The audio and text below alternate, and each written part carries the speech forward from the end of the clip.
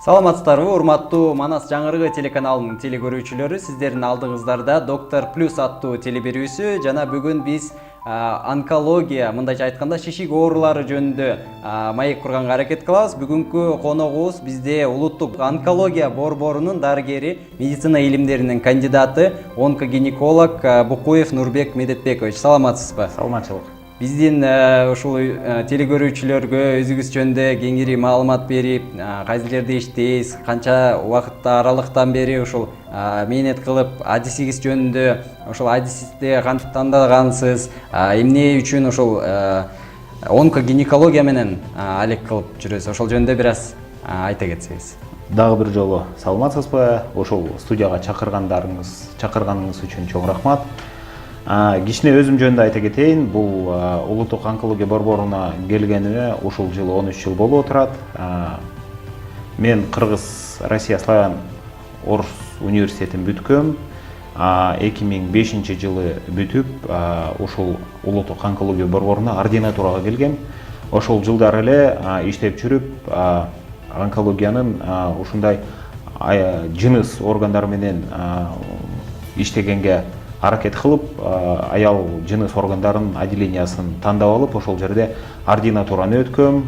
Кийин ушул эле онкология борборунун негизинде кандидаттык ишимди жасап, медицина илимдеринин кандидатын жактагам, өзүмдүн диссертациямды жактагам. 2011 жылы жактап, ошол жылдан баштап ошол улуттук онкология борборунда дарыгер болуп иштейм. Чоң рахмат. Өзүңүздүн адисиңиз жөнүндө да бир аз айта кетсеңиз, кандай оорулар бар жана биздин ошол денебизде канча органдар болсо, ошол органдардын кайсынысы көбүрөөк ошол шишик ооруларга көбүрөөк жабыркайт? 2011 жылы ошол өзүмдүн диссертациямды жактаганда мен аялдар жыныс органдарына, тагыраак айтканда жатым моюнчасынын залал шишиктери боюнча өзүмдүн диссертациямды жактагам. Азыр кеңири айтып бере турган болсом, негизи жалпы онкология боюнча айтып бергим келет. Бул деген шишиктер жөнүндөгү илим. Ошол шишиктер кандай пайда болот, кандайча өрчүйт, кайсы кишинин кайсы органдарында көбүрөөк таркайт, ошол жөнүндө айтып бергим келет. Биринчиден айта кетсем, жалпы статистика бар. Ошол жалпы статистикага таянып отурсак, жалпы популяцияда адамдардын арасында таркашы боюнча эң эле биринчи орунда бул өпкө оорулары турат, өпкө залал шишик оорулары турат.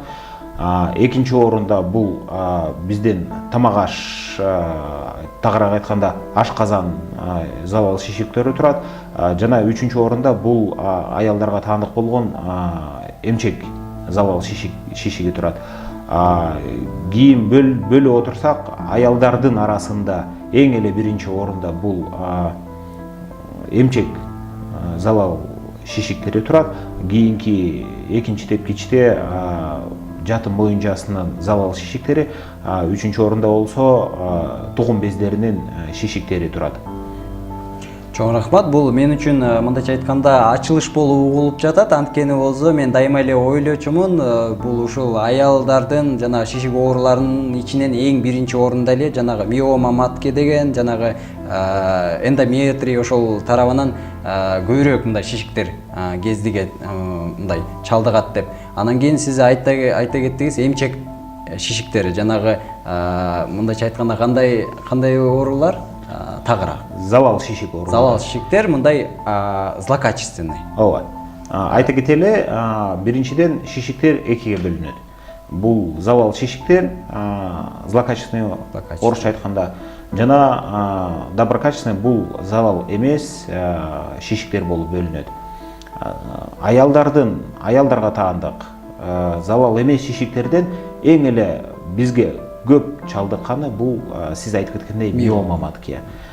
Залал шишиктердин арасынан болсо бул жатым моюнчасынын жана мен айтып кеткендей залал шишиги жана эмчек безинин залал шишиктери турат биринчи орунда. Залал шишик дагы өзүнчө экиге бөлүнөт. Бул кайсы жерден өсүп чыгышына жараша бул рак оорулары жана саркома оорулары болуп бөлүнөт. Эгер бул баягы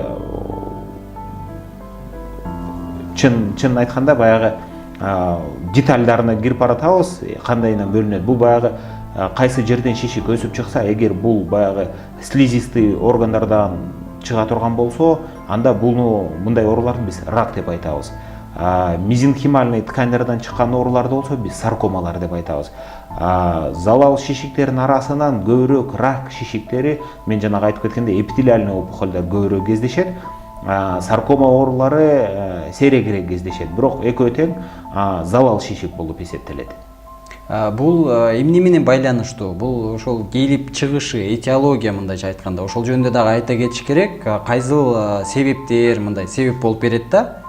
Кандай мындай природа дегендей, ар кандай радиация, стресс, тамак аш, мындай.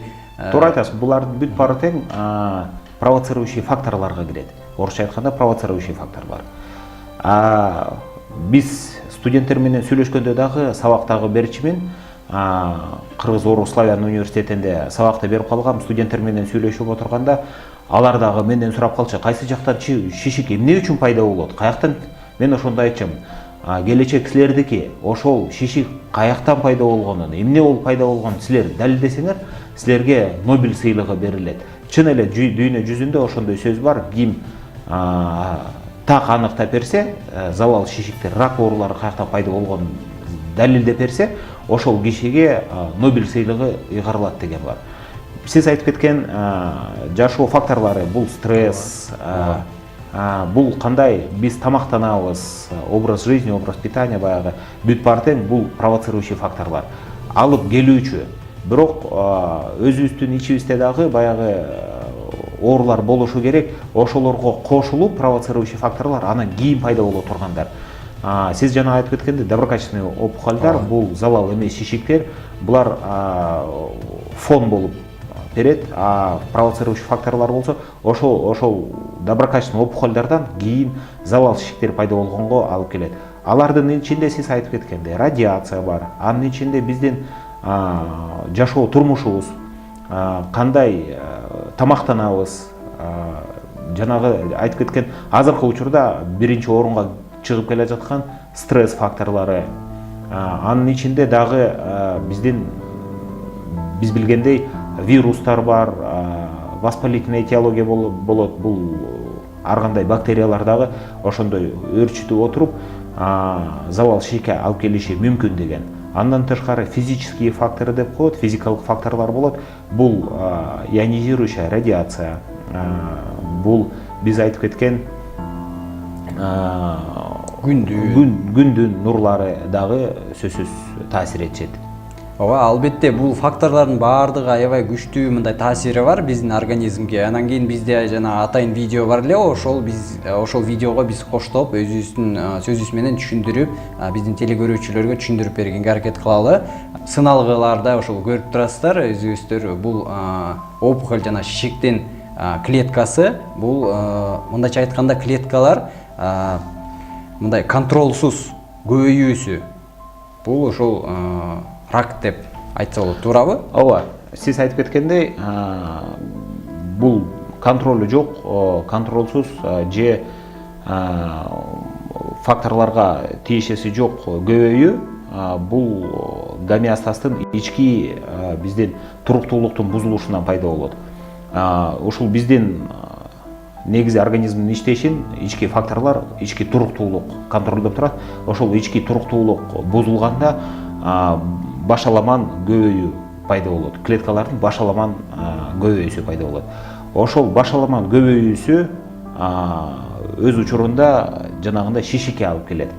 Ал шишик кандай шишик болоорун кийин гана аныкталат. Анткени баягы жаңы пайда болгондо ал кандай шишик болоору белгисиз. Биринчи жаман шишик болушу мүмкүн, экинчиси болсо доброкачественный шишик да болушу мүмкүн. Сиздер азыр экранда көрүп тургандай бул классификация, ТНМ классификациясы шишиктин 4 стадиясы бар. Ошол классификация менен ТНМ классификациясы менен бөлүнөт. азыр сиздердин экраныңыздарда көрүнүп кеткендей бул ички туруктуулуктун бузулуп, анан жаңы клеткалардын пайда болуп, шишиктин пайда болушу көрсөтүлгөн. Анан бул ошол онкология ооруларын жана шишик ооруларын кайра мындай дарылоо үчүн ар кандай мындай ыкмалар бар. Химия терапия жана андай Сөзсүз. нур терапиясы, Сөзсүз. жана мындайча айтканда хирургия. Ооба. Сиз айтып кеткендей, бизде окуу жайында эле айтып кеткендей, бул ар бир эле студентке белгилүү онкология ооруларынын 3 дарылоонун 3 түрү бар. Биринчи орунда сөзсүз биринчи иретте хирургиялык жол турат. Экинчи менен үчүнчү орунда экөөнү бөлгөнгө болбойт. Химия менен нур менен кактоо. Бул же лучевая терапия, же химиотерапия болуп бөлүнөт. Бул азыр метастаз жөнүндө. Метастаз деген эмне жана эмнеден пайда болот? Шишиктин метастаз деген бул шишиктин таркашы, дене бою боюнча таркашы метастаз деп аталат. Метастаздар эң эле метастаздардын дагы пайда болушунун 3 жолу бар. Биринчи жолу бул гематологиялык, же болбосо кан менен таркашы. Экинчи жолу бул лимфа түтүктөрү аркылуу таркашы жана контактный деген бул имплантационный метастазы деп коет. Бул жакын турган шишиктер жакын турган органдарына өсүп кетиши. Ооба. Ошондо 3 жолу бар. Ушул жанагы метастаз болоордун алдында биринчи алгачкы жана шишик болот да, ошонун ичиндеги мындай клеткалар мындай өзгөрө баштайт, туурабы? Өзгөрүп мындай башка жака жылганга аракет кылып. Бул кандай процесс?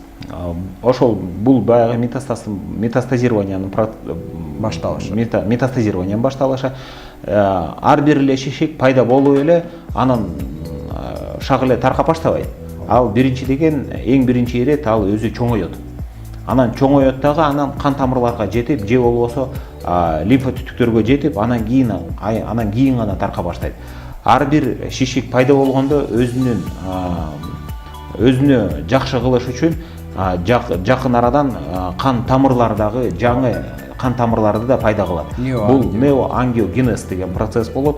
Ошол кан тамырлар аркылуу бул жаңы пайда болгон кан тамырлар болот дагы, ошол кан тамырлар аркылуу дагы таркаганга аракет кылат. Сөзсүз бул процесс, мындай процессти токтотуш өтө кыйын. Мына тромбоциттерди көрүп отурасыз. Бул жанагы шишиктин клеткасы болсо канга барып, анан кан аркылуу башка органдарга, биздин денебиздин башка жагына кетүүгө аракет кылып жатканда, тромбоцит деген мындай биздин коргоочу клеткалар бар. Коргоочу эмес, жана канды токтотуучу. Андан башка жанагы ак клеткалар. Алар болсо ушул кереги жок зыян клеткаларды жана башка заттарды жеп, мындай фагоцитоз кылганга аракет кылат. Ошол жөнүндө бир аз айтып бериңиз. Биздин каныбызда жана силер айтып кеткендей ак клеткалар бул лейкоциттер эң башкы ролду ошол шишикти токтотушта, жанагы шишик клеткаларын жоюшта ошол лейкоциттер эң биринчи башкы ролду ойношот. Жанагы мен айтып кеткендей ички туруктуулук бузулганда, гомеостаз бузулганда ошол башаламан чоңоюп келаткан клеткаларды жоюш үчүн, ошолорду контролдош үчүн лейкоциттер дагы алып келбей калат. Ошон үчүн шишик таркай баштайт. Бирок ошого карабастан канда ошол клеткалар болгондуктан алар дагы өз иш аракетин токтотпойт дагы, болгон клеткаларды токтотконго аракет кылат. Башка органдарга да кетип калат да, анан кийин азыр метастаз жаңы өөрчүп баратат. Кан аркылуу башка органга барып, ошонун ичинде клетка көбөйө баштады. Буга чейин бир шишик болсо, ошол кан аркылуу барып 2 шишик болду.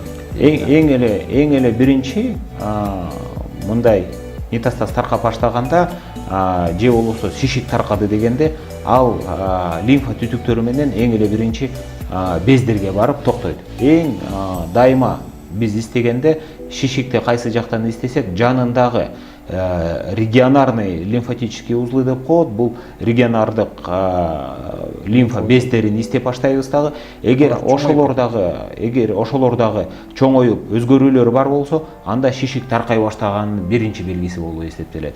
Кийин бара-бара таркап отуруп, кан менен таркап отуруп, же болсо же болбосо лимфа түтүктөрү менен таркап отуруп, ал бөлөк органдарга дагы таркашы мүмкүн. Анткени кан тамырлар кандай дене бою боюнча таркаган болсо, лимфа түтүктөрү дагы дене бою кан тамырларды бойлоп, алар дагы таркаган болот.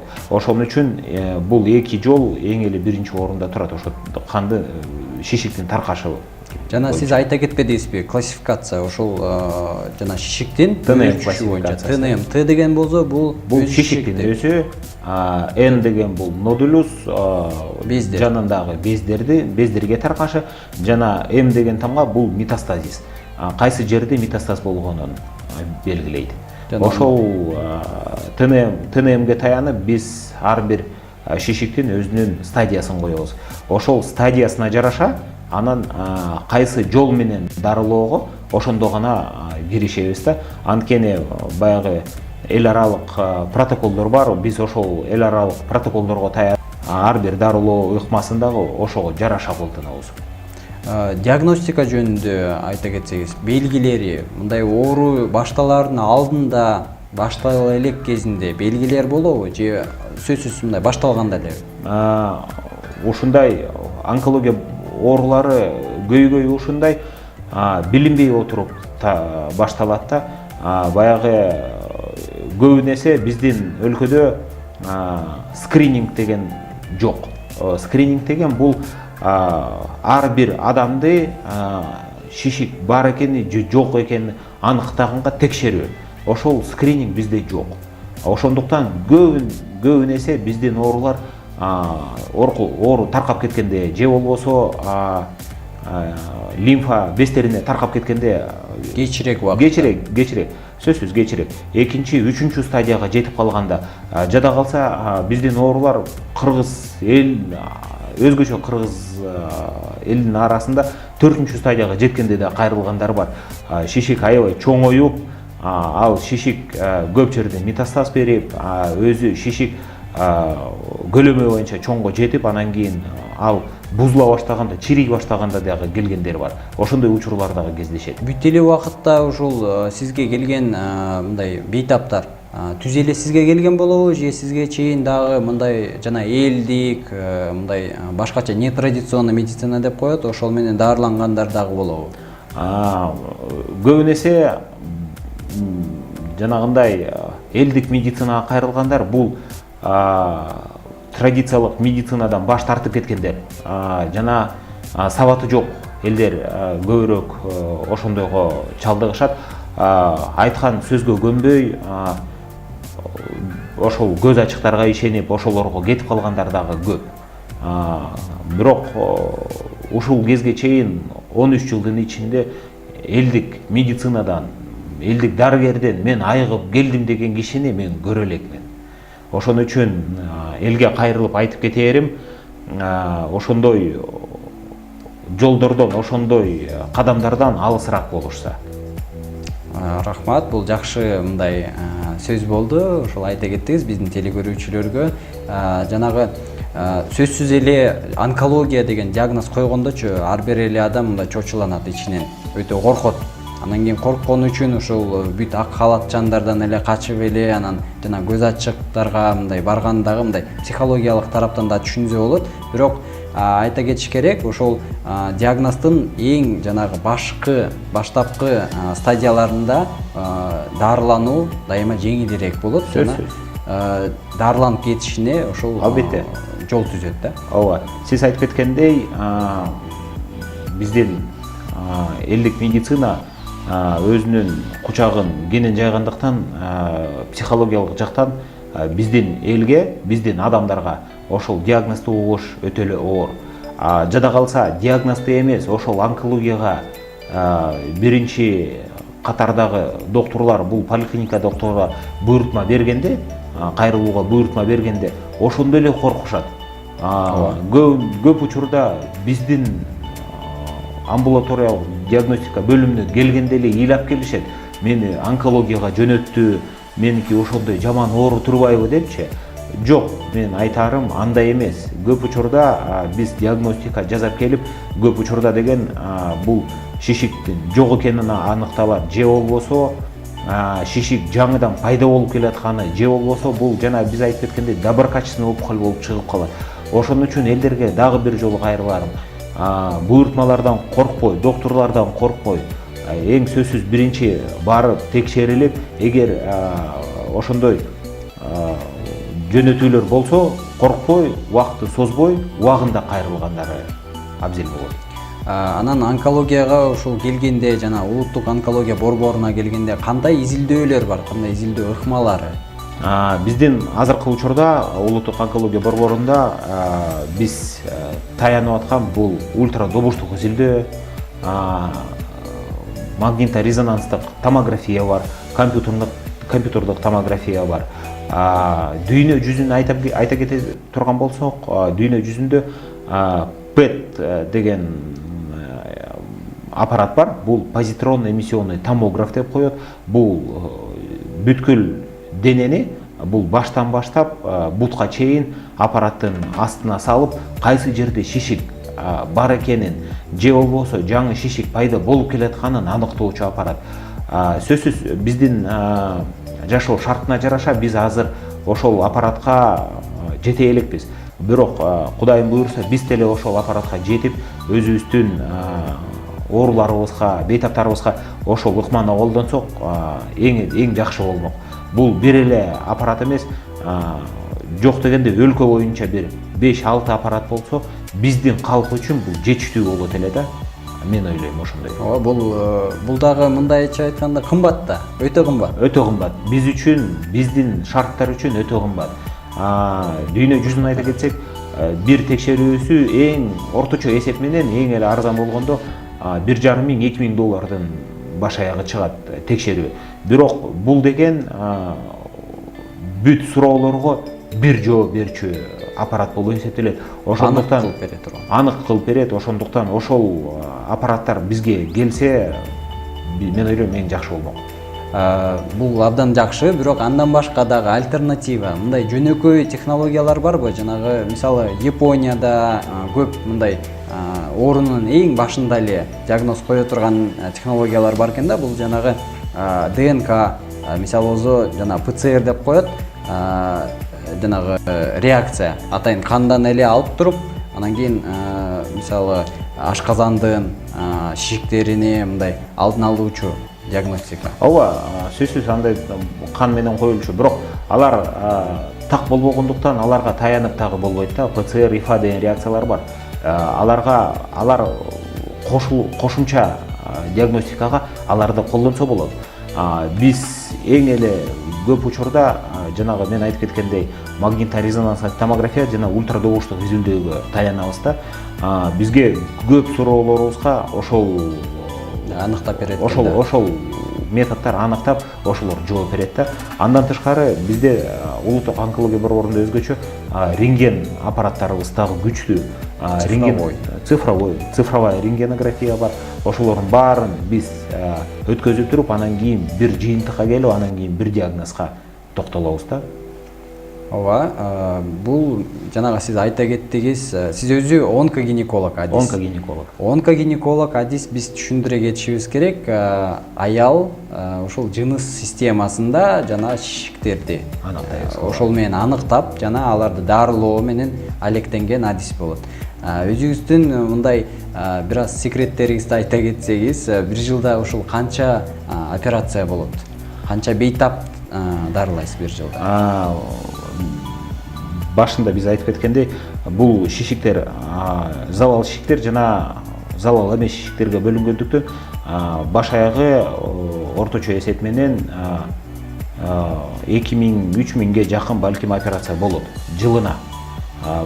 Ошолордун арасынан орточо эсеп менен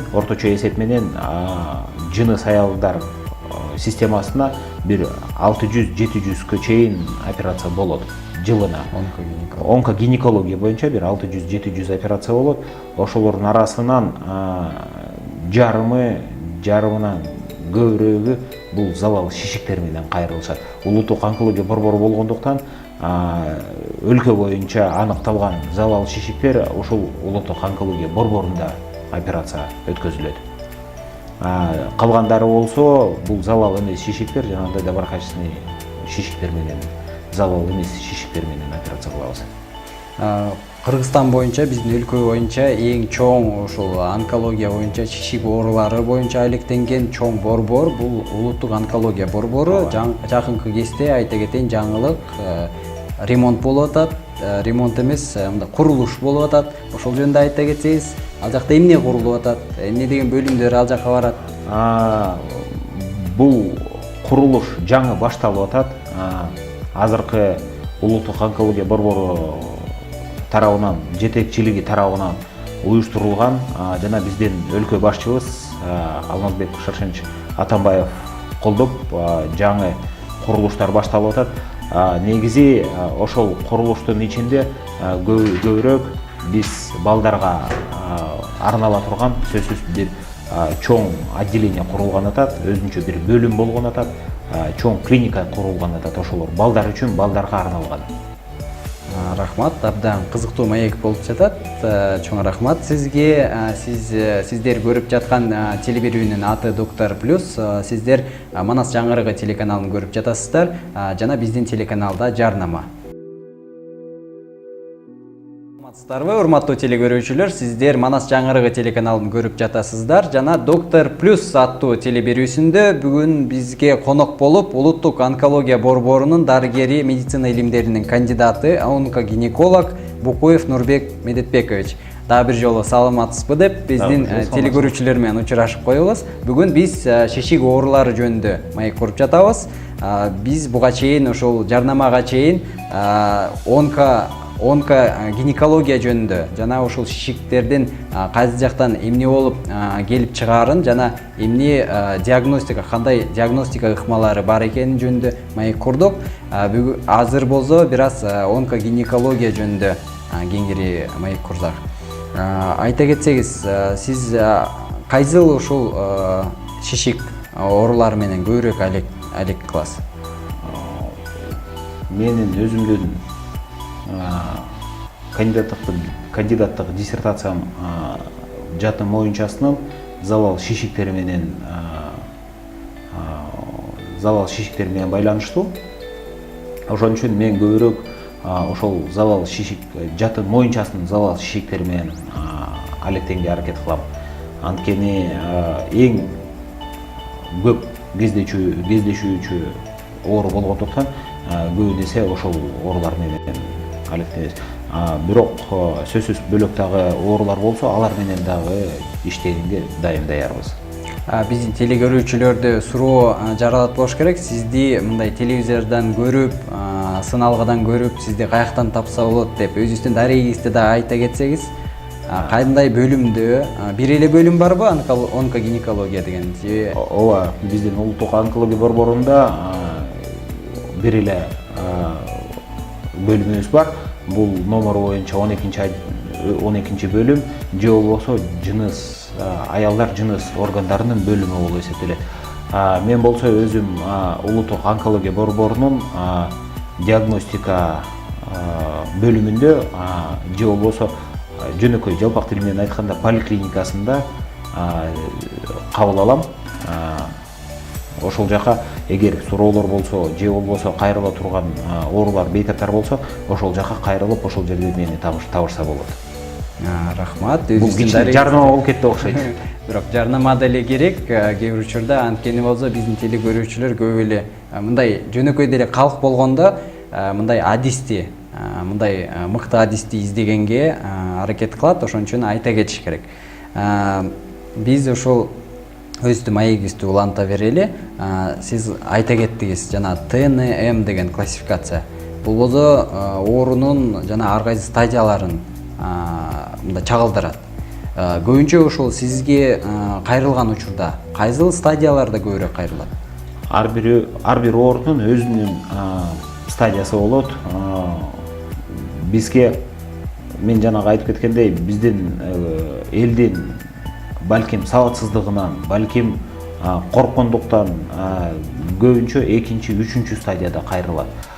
Жалпы эле оорулашып кеткен, оорлуп баратканында да жалпысынан алгандачы сөзсүз биринчи стадиясы дагы кездешет, 4-чү стадиясы дагы кездешет. Бирок эң эле таркаган, эң эле көп учурда бизге кездешкен бул экинчи жана 3-чү стадиясында. Кээ кезде биз хирургиялык жол менен операция жасаганга мүмкүнчүлүк бар кезде, кээ кезде хирургиялык жол менен мүмкүн болбой калганда кайрылышат. Анда биз жанагы биз айтып кеткендей бөлөк ыкмаларга салып дарылаганга аракет кылабыз. Нурга же болбосо химия жолу менен дарылаганга аракет кылабыз. Дагы бир айта кетчү жагдай, бул биздин жаңырыгыбыз, бул биздин жаңылыгыбыз, сүйүнүчүбүз дегендейчи, мындан бир аз убакыт өтпөй эле биздин өлкө башчыбыз Алмазбек Шаршенч Индия өлкөсүнө иш сапары менен барып, ошол жактан Индия өлкөсүнүн тарабынан бизге нур менен кактоочу Бабатрон аттуу аппарат белекке берилген. Ал белектин баасы өтө кымбат болгондуктан биз ошону өзүбүзгө алып келгенге аракет кылышыбыз керек болчу дагы. Өткөн жуманын башында биздин жетекчилик аркылуу ошол Бабатрон аппараты биздин улуттук онкологияга жеткизилди. Эми болсо ошол аппаратты орнотуу менен жана ишке алып кирүү маселеси турат. Ошол маселенин азыр чечилип атат. Буюрса биздин калк үчүн ошол Бабатрон аппараты иштеп кетсе, бир топ жеңилдик болот эле. Анткени буга чейин иштеп келе жаткан аппараттардын эскилиги чыгып, жардам бергенге аз эле баягы алар мүмкүнчүлүк болбой калганда ошол аппараттардынчы. Ошондуктан ошол аппарат келиши биз үчүн чын айтканда чоң кубаныч. Бул аябай жакшы жаңылык деп ойлойм. Бул заманбап технология. Мен билгендей жана кибернож, ПЭТ деген технологиялар бар. Бул кайсынысына кирет? Бул жана кантип иштейт? Бул болсо жанагындай нур менен кактоочу аппарат. Бул биз хирургиялык жол менен жазалбай калган ооруларга көбүнө эсе колдонот. Жана биздин операциядан кийин, операциялык жол менен дарылангандан кийин профилактика катары колдонулчу аппарат болуп эсептелет. Сиз айтып кеткен кибернож, ПЭТ, булар кибернож болсо бул баш мээ шишиктерине колдонулчу технология. Биздин өлкөдө азырынча жок.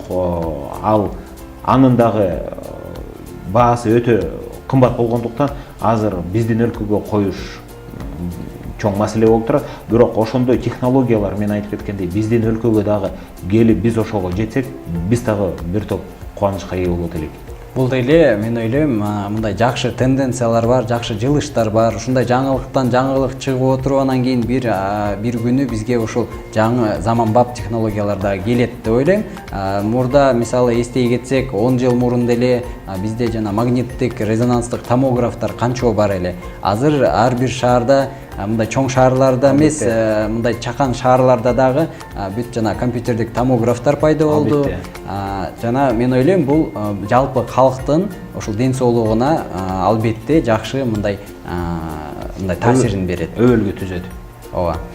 Өзүбүз жөнүндө мындай кенен микрофон берейин дедим эле сизге. Өзүбүздүн тааныш эмес, мындай адистеш, коллегаларыбызга саламыңызды узатып, жана жакшы каалоолоруңузду айта кетсеңиз болот. Өзүбүздүн башчыбыз жана башчыны атын дагы айтып коебуз. Улуттук онкология борборунун. Улуттук онкология борборунун азыркы башчысы бул Эрнис Абдыш Тилеков. Бул жалпы элге бир топ таанымалы чыккан киши. Азыркы учурда биздин борборду жетектеп келатат.